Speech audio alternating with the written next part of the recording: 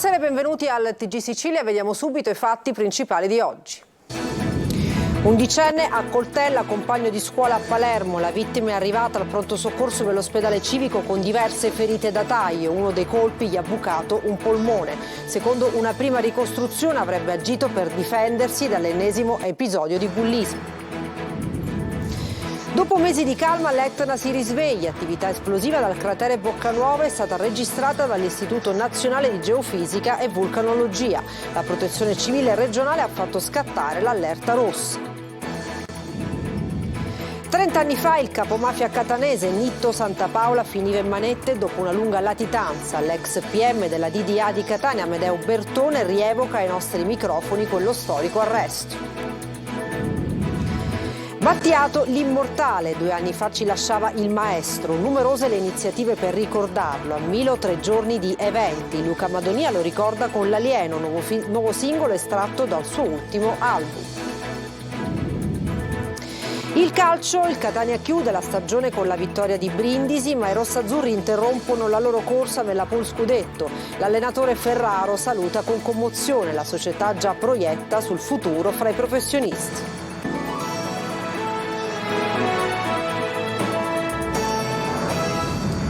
Apriamo subito con questa notizia di cronaca. Un ragazzo di 14 anni è stato accoltellato oggi pomeriggio in via del Vespro a Palermo da un compagno di scuola di 11 anni. Il ragazzo è arrivato al pronto soccorso dell'ospedale civico con diverse ferite da taglio alle mani, alle braccia e al torace. Uno dei colpi gli ha bucato un polmone. Marco Gullà.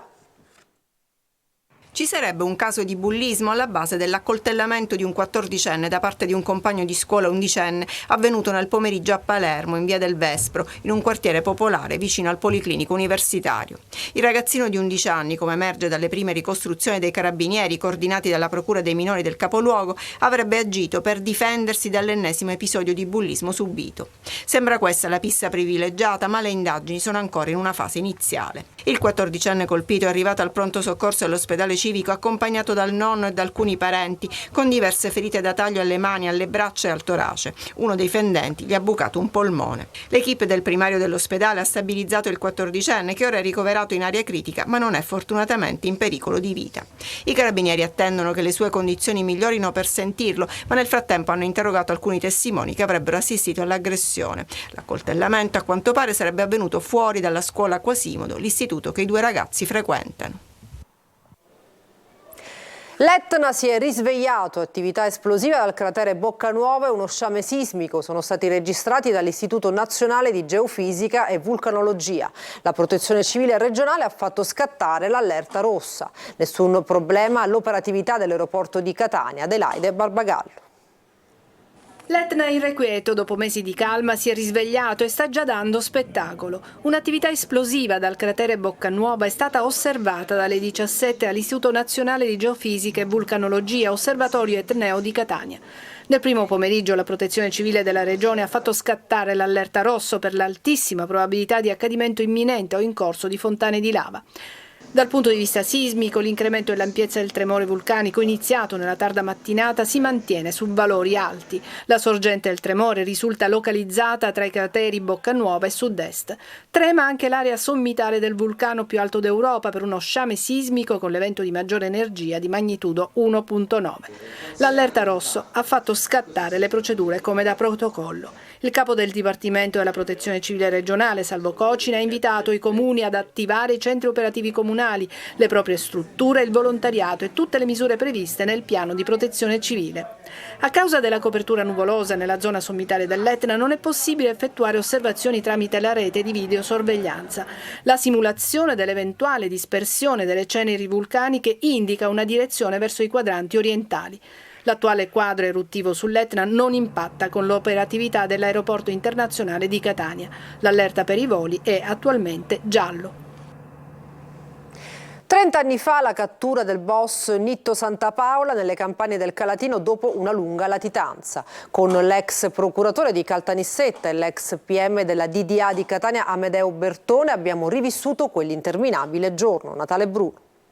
18 maggio del 1993 mi arriva la notizia che è stato arrestato Nitto Santapaola.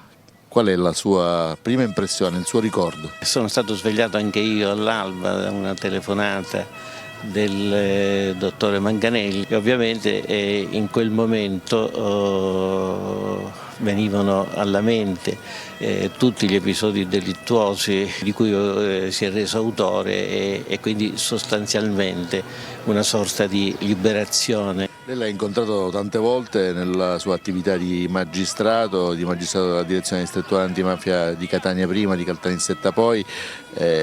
Che sensazione ha avuto avendo quest'uomo di fronte a lei?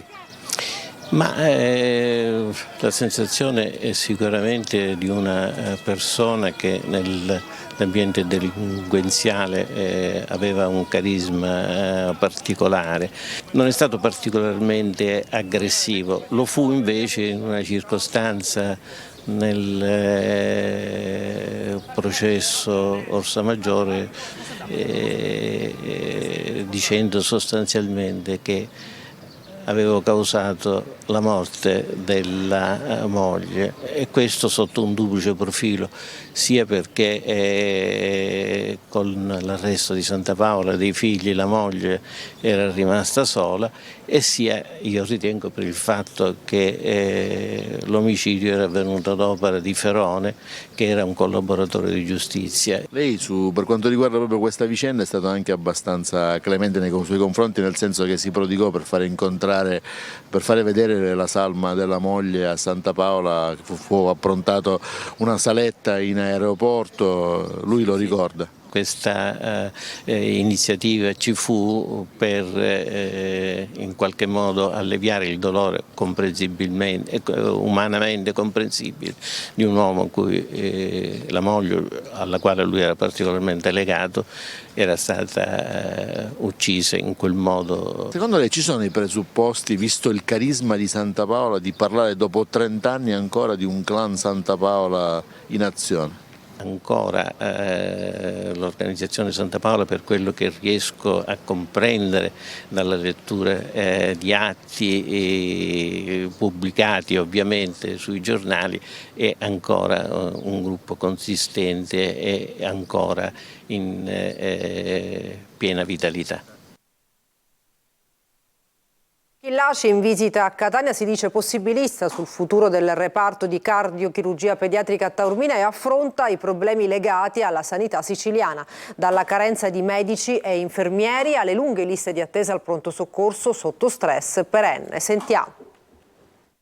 Se i cittadini vanno negli ospedali, vuol dire che negli ospedali trovano risposta alle loro esigenze di salute tra luci ed ombre. Cercare di decongestionare l'afflusso dei pazienti nei pronto soccorsi ovviamente è il primo aspetto al quale stiamo dando seguito. Il ministro della Salute Orazio Schillaci in visita a Catania difende la sanità pubblica, gode a suo parere della fiducia dei cittadini, poi però ammette che ci sono troppe diseguaglianze tra le regioni e che la medicina territoriale ha mostrato tutte le sue fragilità durante la pandemia ed occorre rafforzarla. Una buona opportunità è costituita dai fondi del PNRR. Ci sono fondi anche e soprattutto per la digitalizzazione della medicina e per la telemedicina, che io credo possa rappresentare veramente un cambio di marcia per far sì che ci siano meno disparità non solo tra regioni e regioni ma anche tra comuni e comuni. Qual è la ricetta del ministro per azzerare le liste di attesa? Per ottenere una prestazione specialistica si deve attendere mesi, talvolta perfino un anno. Credo che a breve incontreremo i presidenti delle regioni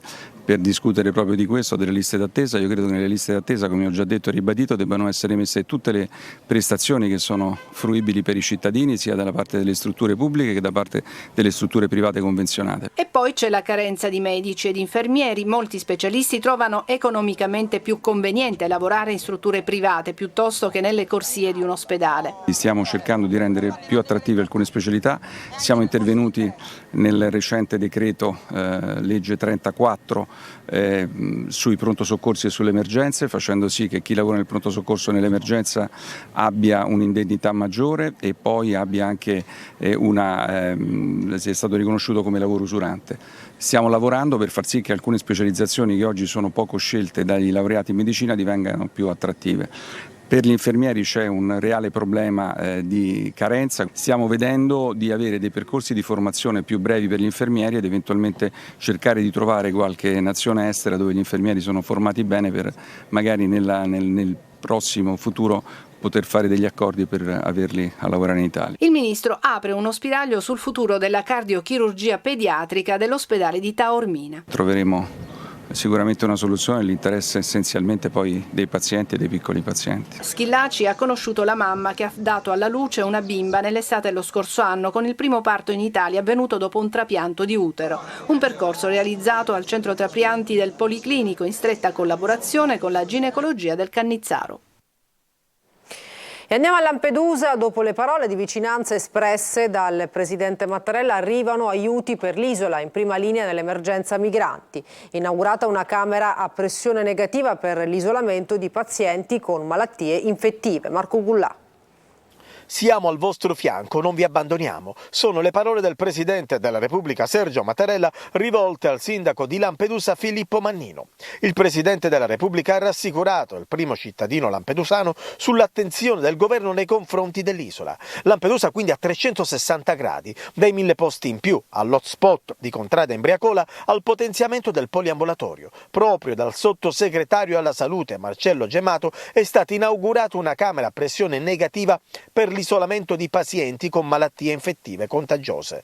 Questa struttura permette quindi il trasporto in sicurezza di pazienti con malattie infettive contagiose che interessano il registro sanitario internazionale come scabbia, morbillo e il cosiddetto morbo delle scimmie. La dotazione in questo poliambulatorio multispecialistico con 21 diverse specialità servirà e renderà una migliore offerta ai turisti che d'estate affollano l'isola, ai lampedusani e anche agli immigrati che ne dovessero aver bisogno. Si dota un poliambulatorio specialistico di un ulteriore tassello importante nella gestione delle varie patologie emergenti.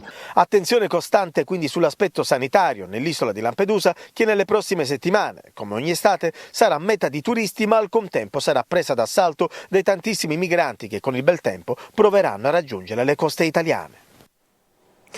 A Siracusa nasce la Banca del Latte Umano, un servizio pensato per i bambini nati prematuri che lottano ogni giorno con 1000 difficoltà. Francesco Aloi.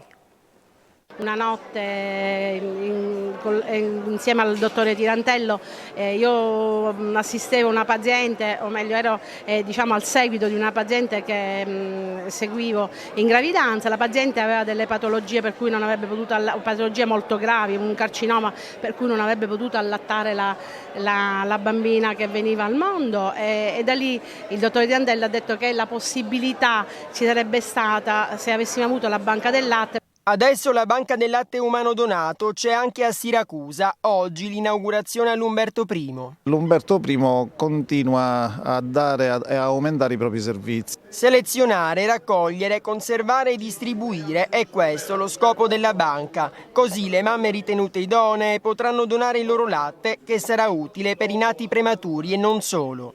Farmaci sono stati sperimentati, nuovi latti ma sempre formulati e invece avevamo la soluzione proprio dietro l'angolo perché è il latte materno.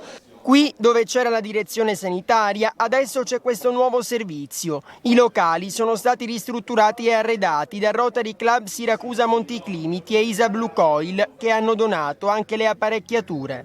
Avete collaborato anche voi? Chi meglio di noi in qualità di mamme potevamo sostenere questo bellissimo progetto che finalmente oggi ne vediamo la realizzazione. La Sicilia va sempre avanti, ora è diventata la quarta regione in Italia per numero di banche. In Sicilia ci sono 4 banche, questo è estremamente importante perché la Sicilia, che era indietro come numero di banche fino a pochi anni fa, c'era solo Palermo, adesso è diventata la quarta regione in Italia come numero di banche, ce ne sono 4 e c'è oltretutto un piano a livello regionale per collegare queste banche e collegare il servizio in tutta la regione Sicilia. Si è concluso con 3 condanne e 10 assoluzioni il processo nato da un'inchiesta del 2014 su un giro di tangenti incassate da pubblici ufficiali in cambio di omesse denunce di abusi edilizi. L'inchiesta, che ha portato al processo che ipotizzava a vario titolo reati di concussione, induzioni a dare o promettere utilità, truffa e peculato, coinvolgeva tra gli altri alcuni funzionari del Corpo Forestale, un imprenditore e un dipendente della RAP, la società che si occupa dello smaltimento dei rifiuti, e un operaio forestale stagionale.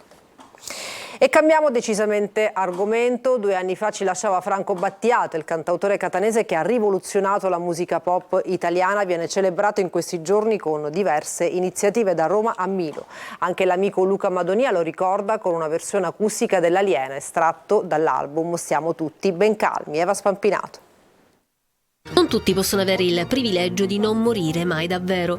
Tra questi forse c'è Franco Battiato, il maestro, scomparso il 18 maggio di 2 anni fa nella sua casa di Milo, alle pendici dell'Etna, ha lasciato un'eredità artistica, musicale e spirituale talmente grande da rimanere sempre presente nella memoria e nel ricordo collettivo, anche di chi Battiato non lo ha mai conosciuto, come più giovani. La sua arte è destinata all'immortalità, dicono gli amici di una vita, che oggi lo ricordano come l'essere speciale per eccellenza, evocato nel testo della Cura, che resta una delle sue più suggestive composizioni. Perché sei un essere speciale ed io avrò cura di te. Io dico sempre che noi cantanti siamo più o meno bravi facendo questo mestiere. Ecco, Franco Battiato è sempre stato in un altro pianeta. Già questo spiega tante cose, come mondo, come ricerca, come musica, come intelletto. Siamo in zone altissime, per cui posso solamente dire a tutti i giovani e a tutti i ragazzi di altre generazioni di ascoltarlo, di seguirlo, perché sicuramente ci sono insegnamenti meravigliosi e poi veramente una musica che è magica, magica. Un'amicizia durata 33 anni, quella tra Luca Madonia e Franco Battiato, nata durante l'epoca dei Giovani de Novo e culminata con la partecipazione in duo al Festival di Sanremo nel 2011. L'ho conosciuto sul finire degli anni '80, lui tornava a vivere a Catania dopo gli anni milanesi e noi, complice un discografico amico comune, ci lanciamo nell'impresa di chiedergli se voleva produrre il nostro ultimo disco. Lui accetta, ci conosceva e gli piacevamo anche, per cui noi eravamo orgogliosi di questo fatto. E da lì è partita questa fantastica amicizia che vera, sincera, prova ne è la sua partecipazione con me al Festival di Sanremo, dove mi ha detto venga a farti da corista. E lì mi ha fatto ridere da morire, ma come da corista? E lui dice sì, vengo, tu fatti il tuo Sanremo, io ci sarò. E lui a 2 minuti e 40 sbucava sul palco, cantava la sua parte e mi ha nobilitato con questo suo intervento sicuramente magico, il pezzo L'Alieno. Oggi Madonia ricorda il maestro con una nuova versione acustica dell'Alieno. Mi sembrava giusto riproporlo in questa nuova veste dedicata al mio amico Franco. Intanto fioriscono numerose in questi giorni le manifestazioni organizzate in suo nome. Da Roma a Milo, che torna a celebrare l'artista con una 3 giorni, da oggi al 20 maggio, di mostre, incontri, spettacoli di danza, momenti di meditazione e di riflessione. Una breve pausa, tra poco il calcio.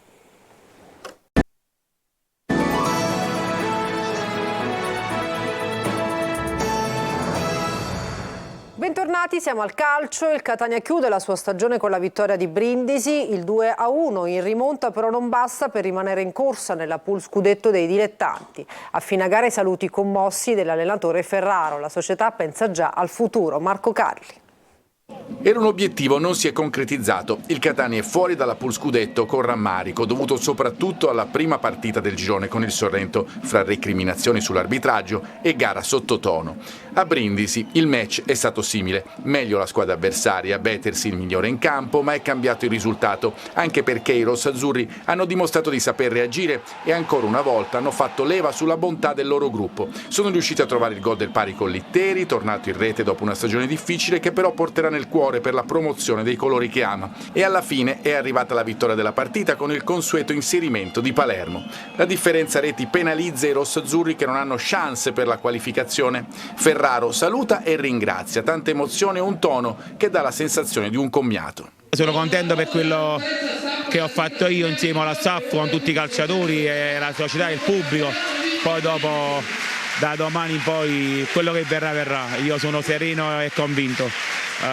Dico, a volte ho sentito dopo la sconfitta col Sorrento, ho sentito tante cose che a volte secondo me sono troppe, che non vanno, perché uno dopo la partita si mette a guardare, a giudicare, e dico che non va bene. La società, che ha già parlato col tecnico di questa stagione, ha avviato nuovi contatti, vaglia e valuta. La decisione arriverà a breve. A bocce ferme, dopo un periodo di necessaria analisi al culmine di un anno nel complesso meraviglioso e che nella memoria di tutti resterà quello della rinascita del calcio a Catania. Ci sta questa punta di emozioni, perché quando sono venuto a Catania il 28 luglio e arrivare qui alla fine è stato davvero un motivo importante. Poi in un percorso di un campionato è normale che quando qualcosa va male ci sta sempre di puntare il dito contro l'allenatore, però a volte bisogna valutare bene tante situazioni, che a volte siamo troppo superficiali a condannare una persona, e questo mi dispiace, perché davvero sono state tante notti insonni che abbiamo fatto insieme allo staff solo per questa maglia e per raggiungere questo obiettivo.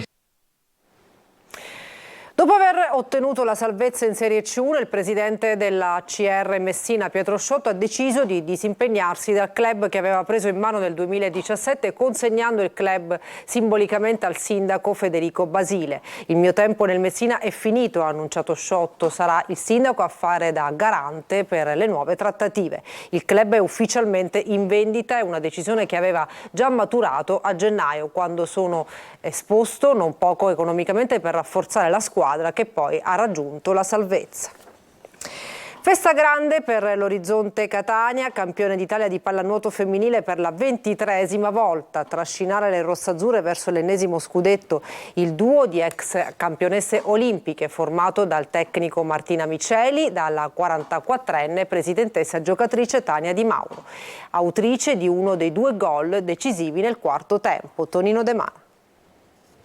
Coppa Italia e scudetto, il double è servito, così l'Orizzonte Catania si tuffa ancora nella storia, allungando la lunga lista di trofei e confermandosi una delle squadre più titolate d'Europa nella pallanuoto femminile. La squadra allenata da Martina Miceli è campione d'Italia per la 23esima volta, battendo la SIS Roma in gara 4 per 8-6 al termine di una partita tirata e giocata punto a punto fino alla terza frazione e blindando la porta nel decisivo quarto tempo. Punteggio, come detto, in equilibrio sino al 6-6, 2-2, 1-2 e 3-2 nei 3 parziali. Poi, quando il gioco si fa duro, salgono in cattedra i campioni e fanno la differenza. Le parate di Aurora Condorelli, che chiude letteralmente la porta, e di gol dell'intramontabile Tania Di Mario, 44 anni, presidente giocatore, e di Claudia Marletta decidono la contesa e mandano in estasi il pubblico, che ha gremito gli spalti della piscina di Nesima, colorata di rosso e di azzurro e festante per l'ennesima impresa dell'Orizzonte. Alla fine è un tripudio, lacrime che si mischiano e si confondono con l'acqua e che non riesce a trattenere neanche una veterana e campionessa olimpica come Martina Miceli. Troppo felici poi di fronte a tutto questo pubblico, non potevamo fare diversamente. Per loro Catania è la capitale della pallanuoto femminile. Non sta nella pelle Tania Di Mario, il suo gol, quello del 7-6, apre le porte della gloria. Che era una cosa che forse abbiamo desiderato talmente tanto che non siamo neanche riusciti a pensarla così bella. Grazie Catania, è stato bellissimo. Hai fatto anche un gol straordinario, forse uno dei più belli della tua carriera, o sbaglio? Sicuramente il più complicato. Chiude la porta invece Aurora Condorelli, che nell'ultima frazione decide di non far passare nessuno, opponendosi ai disperati assalti della SIS Roma. Sai che nell'ultima frazione non hai subito gol, avete fatto una difesa ferrea e tu le hai prese praticamente tutte. Sì, mancavano 8 minuti, stavamo pari, in 8 minuti abbiamo detto dobbiamo chiudere la porta e basta. La partita deve essere nostra, con tutto questo pubblico a casa nostra non basta nessuno. La consegna della Coppa, simbolo del trionfo, è il sigillo finale, ma all'orizzonte ci sono ancora altri traguardi e nuove sfide. E per stasera dal TG Sicilia è tutto, grazie per l'attenzione e buona serata.